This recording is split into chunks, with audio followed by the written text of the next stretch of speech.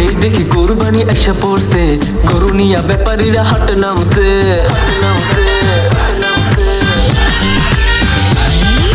কিনতে যাবো গরু, বেশি টাকা নাই যে, বেশি দাম চাইয়া মামা ভাব নিছে।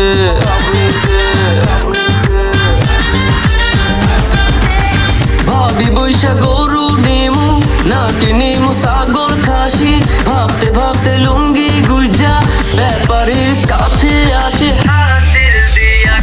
গরু কিনছি আমি দেশি, মাংস খামু বেশি, আর হাম্বা হাম্বা গরুর ডাকে পাগল হয়েছে।